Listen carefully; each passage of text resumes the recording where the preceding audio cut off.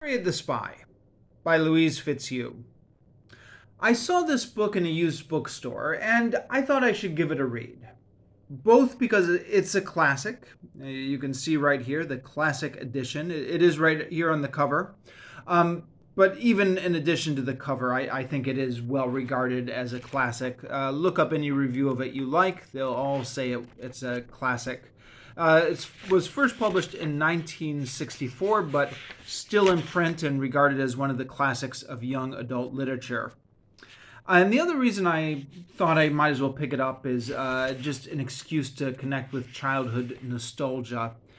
I have vague feelings of nostalgia for this book. And when I say vague, I mean I know I was exposed to this book to some degree in elementary school or middle school, but I don't really remember clearly. There are a couple passages that I do remember clearly. One is when Harriet's talking to her parents about school. And it says, "Are you looking forward to school?" "Not particularly." Mr. Welsh put his paper down and looked at his daughter. "Do you like school?" "No," said Harriet. "I always hated it," said Mr. Welsh, and went back behind the paper. "Dear, you mustn't say things like that. I rather liked it. That is, when I was 11, I did." For whatever reason, that little passage has stuck in my memory, and I feel like it was read aloud to us by a teacher. So maybe at some point in elementary school or early middle school, a teacher read this book to us. I don't remember. The other part of this book, which I remember from childhood, is when Harriet is taking a break from her spy route, and she goes into a little cafe to get an egg cream or whatever it is she drinks. And she plays this little game with herself where she puts her head down, she listens to the conversation, she tries to imagine who the people are, and then she lifts her head up and looks and checks what they look like to see whether she or not she was able to imagine them correctly. That passage I also remember clearly from childhood, and that passage I feel like I read in an anthology of children's literature. I want to say maybe it was a childcraft book that had been lying around our house. Um, Now, I could be remembering wrong. I mean, maybe I did read the whole book, or maybe I'm remembering it from when the teacher read it to us. But I have this memory of reading this from an anthology in my childhood living room. Those two memories aside, I really don't remember anything else from the rest of this book. So if it was read to me in childhood, or if I did read it in childhood, I obviously don't remember it very well. Didn't make that much of an impression on me, aside from those two passages. So I'm counting this largely as the first time I read it, because those two passages aside, as far as I can remember, I guess this is the first time I read it. I was looking online for reviews of this book just now before filming this video. And if you Google Harriet the Spy review, it's a whole bunch of people feeling nostalgic for a 1990s Nickelodeon movie, or I think a subsequent TV series that aired in the early 2000s or something like that. So all of that was after my time. I'm not really aware of that. That's not part of my childhood. So I'm going to bypass that completely, except it is interesting. This edition here, which is the classic edition, includes a sneak peek at Harriet Spies Again. So if you go all the way to the back of the book, after the story proper finishes on page 300, then you have about 20 pages of Harriet Spies Again. But according to Wikipedia, which I looked up, Harriet Spies Again, I think, was published in 2002, well off after the original author died. The original author, again, according to Wikipedia, died fairly young. What was it, 46, as a brain aneurysm? I want to say early 70s, 1970s, early 1970s. So this Harriet Spies Again is a 2002 sequel that was written by somebody else, not the original author. Now, the original author did write two sequels, The Long Secret and Sport. But that's not what they're advertising here. Harriet Spies Again. So, forget these two sequels that the original author wrote. Here's a 2002 relaunch of the book where Harriet's new spy adventures. According to Wikipedia, the new one opened up to mixed reviews. But what am I doing? I don't want to get on a tangent here about the 2002 sequel, Harriet Spies Again, which I haven't even read. I'm here to talk about Harriet the Spy. Okay, right. So, like I said, vague memories of this from my childhood. Those two passages I remember clearly. I also have a feeling that this book was around when I was a kid. Something that librarians would talk about, something that teachers would mention, something that was regarded as a classic that librarians were trying to push kids to read.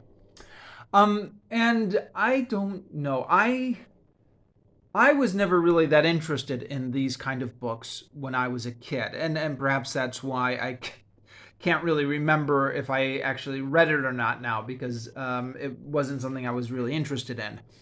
As a elementary school boy, I was interested in adventure stories. Treasure Island, Jules Verne, and Three Musketeers. I was not interested in the story about an 11-year-old girl who kept a notebook. I mean, how boring. When I say how boring, that's me. That's 11-year-old me talking. And I had this feeling like Harriet the Spy was the type of book that your teachers and your librarians wanted you to read, but that you knew was actually quite boring, and you didn't trust them when they said it was an interesting book. I don't know how many other people have that impression of this book from childhood, given that this is BookTube I'm mostly talking to. Probably not, huh? You're all thinking I'm a cretin for not appreciating this book. And yeah, there are actually, while I'm on this tangent here, there are a couple passages here which just strike me as the kind of thing my teachers would always go off about, which never impressed me as a boy. So Harriet's talking to her friend Janny, and look at this part. What are you making? There was no answer. There was never any answer when you asked Janny this. But Harriet did it every now and then, just to be polite. It was something explosive. That much was perfectly clear. Harriet sat looking around for a while, at Janey's back, bent attentively over her work, at sunlight coming in the window, the late afternoon sun which looked sad and pleasant at the same time, which reminded her abruptly of New Year's Day last year. There hadn't been anything important about that day. She had just happened to look at the sun in the same way. She leaned back on the bed. It would be nice to be here, or somewhere like this, every day. So, this passage where all of a sudden the sunlight strikes her and she reminds her of New Year's Day seems to kind of come out of nowhere, is not connected to anything kind of coming up here, and is not connected to anything coming afterwards. It just seems to be like a literary flourish, just to show off that the author can give descriptions or can emphasize the randomness of thought, which occupies the human brain. It just seemed to me a little bit like the kind of showing off that these authors would do that my school librarians or school teachers would always be so enamored with. And I guess maybe that was my impression of this book. Now, having said all that, coming back to this book now as an adult, as a kid, you're like, geez, I don't want to slog my way through this. As an adult, you're like, oh yeah, this is a children's book. I could pick this up and finish it in a couple days. And in fact, I did pick it up and finish it in a couple days. I just started this a couple days ago. And you know, you can see it's a nice, easy read, nice big print, only 300 pages, just very easy to finish off in a couple days. And, you know, it's a classic, so why not? If you, like me, don't clearly remember this book or have vague feelings that it's a classic childhood book that you should read, it's quick and painless enough. Pick it up. Now, having kind of earlier in this review, I was channeling my 11-year-old self. That's not how I currently feel about these types of books. That's the kind of thing 11-year-old me would think. As an adult, I can appreciate how well written some of the dialogue is in here. So right from the first part, Harriet is talking to her friend Sport. There's some nice, snappy back and forth dialogue. Harriet is trying to teach him how to play town. Sport is just tossing the ball. So, don't you want to play football? Sport asked. Now listen, Sport. You never did this and it's fun. Now over here, next to the curve in the mountain, we'll put in the filling station. So if anything happens there, you remember where it is. Sport tucked the football under his arm and walked over to her. That's nothing but an old tree root. What do you mean a mountain? That's a mountain. From now on, that's a mountain. Got it? Harriet looked up into his face. Sport moved back a pace. Looks like an old tree root, he muttered. Harriet pushed her hair back and looked at him seriously. Sport, what are you going to be when you grow up? You know what? I'm going to be a ball player. Well, I'm going to be a writer. And when I say that's a mountain, that's a mountain. Satisfied, she turned back to her town. Sport put the football gently on the ground and knelt beside her, looking over her shoulder at the notebook in which she scribbled furiously. Now, as soon as you've got all the men's names down, and their wives' names, and their children's names, then you figure out all their professions. You've got to have a doctor, a lawyer, and an Indian chief, Sport interrupted. No, someone who works in television. What makes you think they have television? I say they do. And anyway, my father has to be in it, doesn't he? Well, then put mine in too. Put a writer in it. Okay, we can make Mr. Jonathan Fishbin a writer. And let him have a son like me who cooks for him. Sport rocked back and forth on his heels, chanting in sing-song. And let him be 11 years old like me, and let him have a mother who went away and has all the money, and let him grow up to be a ball player. No, Harriet said in disgust. Then you're not making it up. Don't you understand? So it goes on like that. But the very kind of snappy dialogue there, and notice as well how the author is sneaking in the exposition about who Sport is and his background into this conversation. It's quite skillfully done, I think. And there are a few more passages like that which are very good, very funny. There's one where Harriet finds out via her friend that their parents are going to sign her up for dance class. And she does not want to go to dance class, so she throws a fit. So she's at dinner, her parents are talking, and Harriet is just waiting for an excuse to throw a fit. So then Harriet leaped to her feet as though she had just suddenly remembered and screamed, I'll be damned if I'll go to dancing school. Harriet! Mrs. Welch was appalled. How dare you use words like that at the table? Or any other place, dear, interjected Mr. Welch calmly. All right, I'll be finked if I go to dancing school. Harriet stood and screamed this loudly. Now, the reason she's saying fink is because earlier her dad had come home from work. Over here. So the door opened, her dad walks in, and her dad's upset about the people he works with. Finks, double-barreled rat, rat, rat, finks, finks, finks. So that's where she picked that up. I'll be finked if I go to dancing school.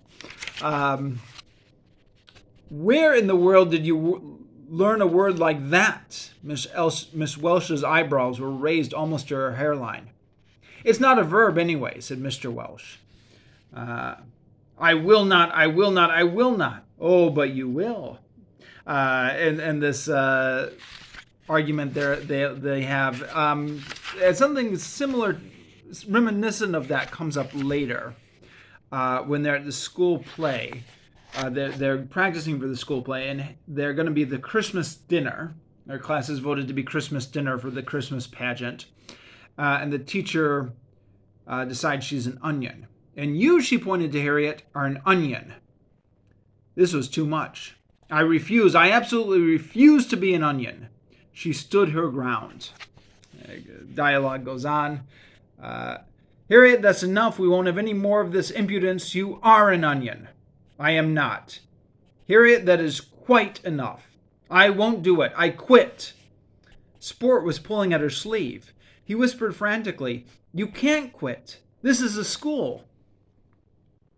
So, I was reading that part. I was in the office, and I was just chuckling to myself. You know the part, the feeling where you're reading a book aloud in a public place, and you're just laughing to yourself.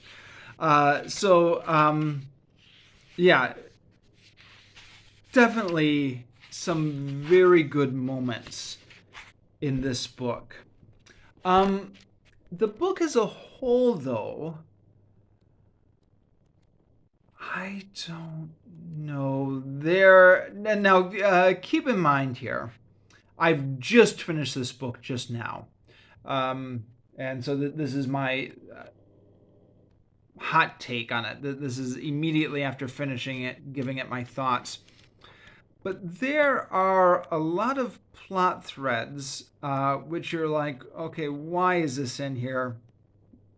What's going on? And it starts right from the very beginning. So Harriet and her friend Sport are having that little argument about playing town. And then out of nowhere, Harriet's nurse, Old Golly, takes her off to see Old Golly's mother, who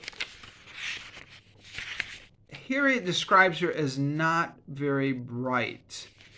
And it's not apparent if she has some sort of mental condition or what. It seems like Old Golly has just brought them here to see.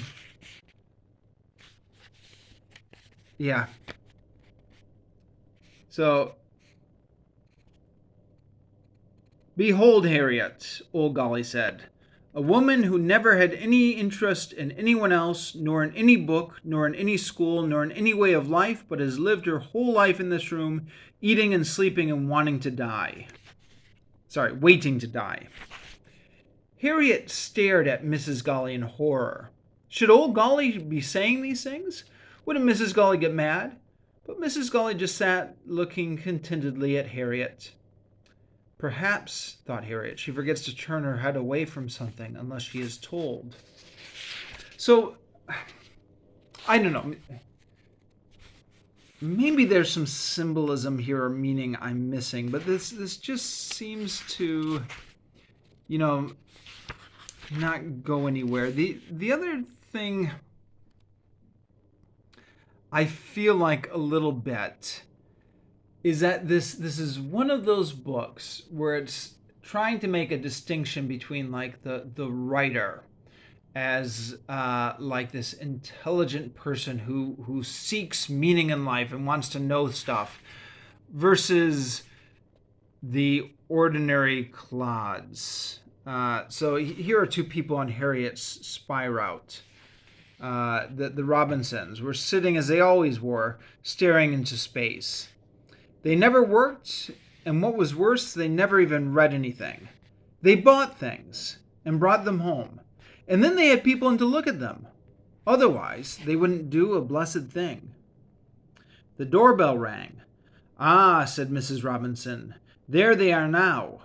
She got up sedately and walked slowly, even though she had obviously been sitting there waiting for the ring.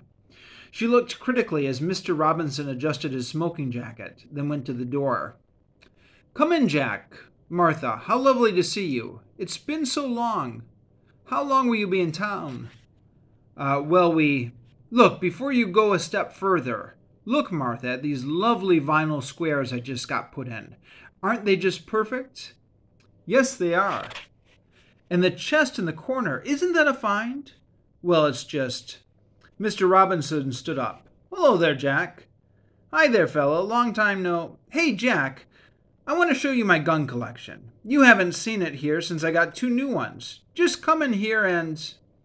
So yeah, they all they do is buy stuff and then show off the stuff that they buy to other people. Well, yeah, take that, middle class suburbia, that biting satire. There's a few other passages like that. One at the end. So Harriet's friends, or classmates rather, are going to play bridge. So they want to play bridge because they're trying to imitate their parents who play bridge, the card game. So Harriet watched while they set up the dinky little card table, put on some chipped cups, cut the cake. When they dealt the cards, she left. As she went over the fence, she thought to herself, "I'm glad my life is different.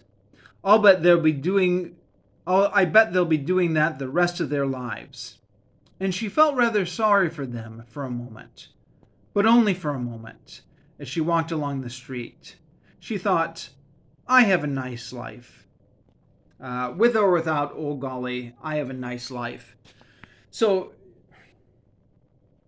some people are just meant to play cards and cut the cake and drink their tea and just have this meaningless middle class existence.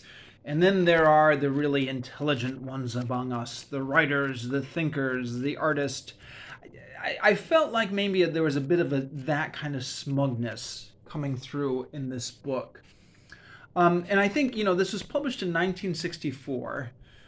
I want to say like this is the kind of thing that was just in the culture in the 1960s. And, I'm thinking of Pete Seeger's song Little Boxes, or, the Monkees, Another Pleasant Valley Sunday, or I don't know. There's just a whole bunch of songs, and John Updike, Rabbit Run, right? There's just a whole bunch of stuff from the 60s about the meaninglessness of suburban life. And I don't know. Maybe it really was bad at those times. Maybe there was just this huge spiritual crisis in suburbia back then that's, I don't know. Or maybe that's just things that artists are always saying. Maybe if we looked at the art that was coming up nowadays, it would be about the complacency of suburbia and the way people don't think about stuff. And maybe it was just always thus and not particularly a 60s thing. I don't know. What do you guys think? Let me know.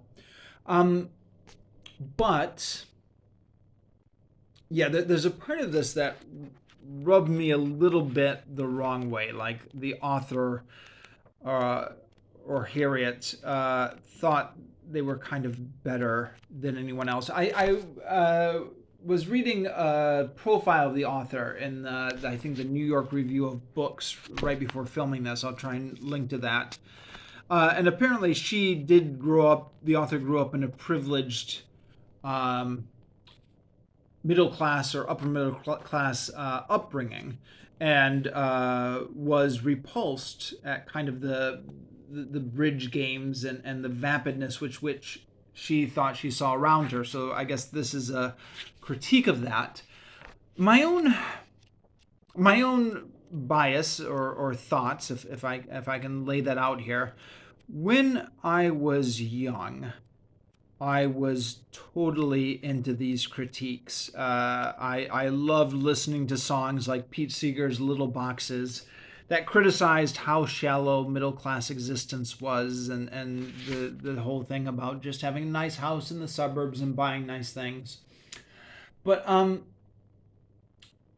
I think I've come to realize as I've gotten older that, well, for number one, uh, those people who keep those nice houses in the suburbs are not as dumb as I thought they were. In fact, they're a lot smarter than me, because I have spent my entire adult life without having the discipline or the intelligence to kind of buckle down and save up the necessary money for a middle class lifestyle, or get a profession as such. I've been teaching English my whole life. And when you're 19 or something, it's easy to thumb your nose at them. But when you get middle aged, you're like, well, there's something to that. The ability, the discipline to get a stable middle class life, especially these days. Am I right? But that's another tangent. But the other thing I think I've realized is that human beings, by nature, just the way we're programmed, are always looking for some way to feel superior to everyone else. So if you have a nice middle class house in the suburbs with a lot of nice things, then you're showing off all those things because you're always trying to feel superior. And if you're a writer and a bohemian lifestyle, then of course you've got to feel superior to somebody. So then you invent this myth about how vapid the suburbs are, and how unthinking all the people are, and how they never read anything and never think anything. But of course that's not true. That's just kind of some snobby writer's stereotype about people she doesn't really know, just because she's got to feel superior to everybody. Now, having said that, it's a little bit maybe unclear what the message of this book is. So Harriet writes that, the plot of this book, if you're not familiar, and by the way, spoilers, is Harriet considers herself a spy. She's more than just a spy. She considers herself a writer, an observer. So she's always observing everything around her, what her classmates are doing, and writing it down in her notebook, as well as what she thinks of them. Now, if you have any brain cells, you'll see where the plot twist is coming fairly easily. So this is a spoiler, but not much of a spoiler. To be fair, this is a kid's book. But her classmates find the notebook eventually. It gets knocked out of her hands. And yeah, here's the picture I was looking for. And then they read what she wrote about them, and they get really upset. And it's shown here that Harriet has written a lot of, there's a couple classmates who are kind of mean girls, the snobby, stuck-up girls who are not sympathetic. But then there's a couple classmates who are much more not at fault. They're just guilty of being boring or being wallflowers. And Harriet still writes nasty things about them in her journal. So you feel like when they find out what she said about her, then maybe the lesson is, well, be careful about what you write about people, because they may well find it. And think nice thoughts about people, or if you can't say anything nice, don't say anything at all. Or maybe that's the lesson we're going for. Except then at the end, Harriet gets a letter from her old nurse, Miss Golly, who seems to reaffirm that writers need to write down the truth. Yeah. Naturally, you put down the truth in your notebooks. What would be the point if you didn't? And naturally, those notebooks should not be read by anyone else. But if they are, then Harriet, you're going to have to do two things, and you don't like either one of them. One, you have to apologize. Two, you have to lie. So it seems to be saying, well, okay, we writers, we just have to write the truth, and then sometimes this causes things to get awkward. There's also this, well, I don't know, let me get into this a little bit. The first half of the book, before they find Harriet's notebook, is a little bit episodic. It doesn't really have a clear plot, but like those passages I was reading out earlier indicate, it's funny, the dialogue is snappy, it's fun to read, and you don't really care that it's episodic. Then the classmates find her notebook, and then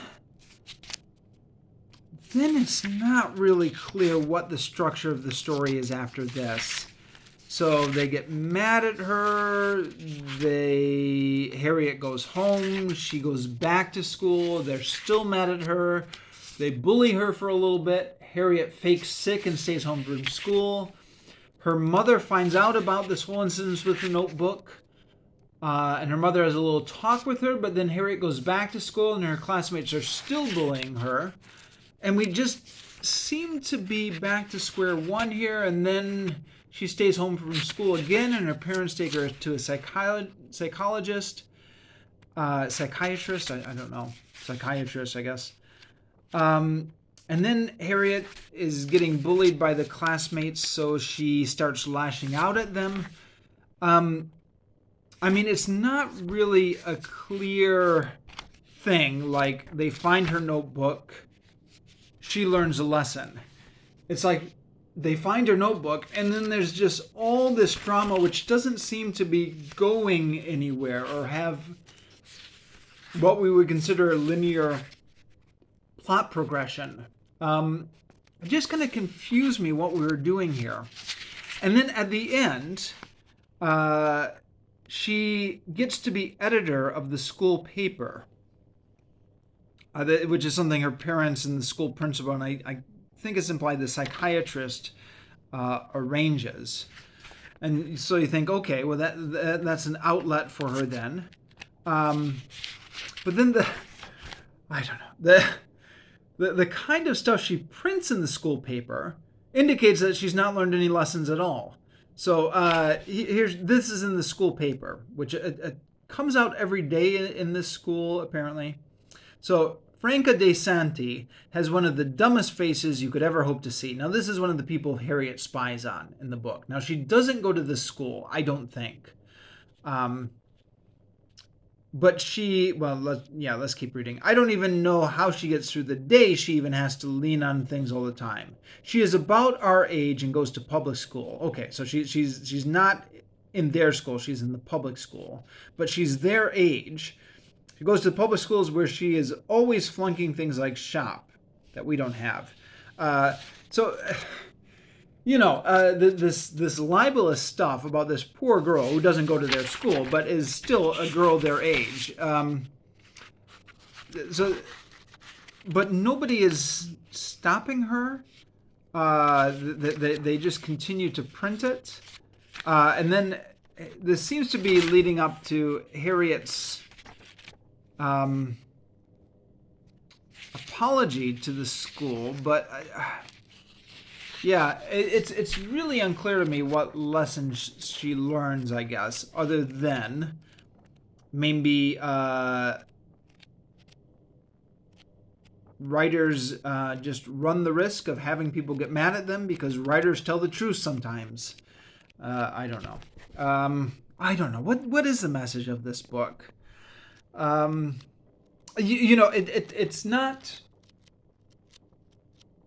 not impossible that I'm just missing the nuance here, or missing the message of this book. I've been known to do that, and I will fully admit it as one of my flaws. I am not a deep reader. I read things in a surface way. I was a literature minor in college, And I enjoyed narratives, but I was terrible at picking out symbolism. I appreciated it once a professor explained it all to us. Like, this is what the book means. But I was terrible at realizing that myself. So, by all means, jump in the comments and let me know what I'm missing here. I found the message of this book a little bit confusing. According to Wikipedia, or somewhere online I read this, this book was notable at the time for introducing realism into children's fiction. And I think, according to that article in the New York Review of Books I read or something like that, it was a turning point in children's literature. And it was one of those things, I got the impression, where when you see a classic movie and you can't really appreciate why it's a classic because all the stuff that they did that was so groundbreaking has just been imitated by everyone else so much that it doesn't even strike, you don't even recognize it as a groundbreaking filming technique. That kind of thing may be what's going on with this book here. According to, I think, both Wikipedia and that article I was reading, the author was a lesbian who was, I don't know, kind of somewhat in the closet. I mean, this was the 60s, but also had relationships with women. And Harriet is not depicted as a lesbian, but she is kind of depicted as a tomboy. And somebody who has no interest in dancing. I'll be damned if I go to dance class, or turning into a fashionable woman. So and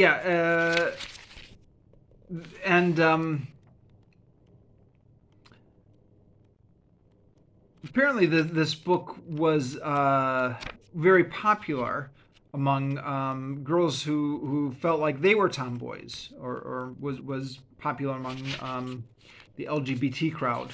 So I guess that's part of its legacy as well. Yeah, I'll maybe just finish it off here. There's I don't know. There's some stuff I didn't talk about. Harriet's relationship with Old Golly, and Old Golly, the nurse who had been taking care of Harriet, leaving in the middle of the book was quite touching. That scene where Harriet has to say goodbye to Old Golly had me getting a little bit red-eyed.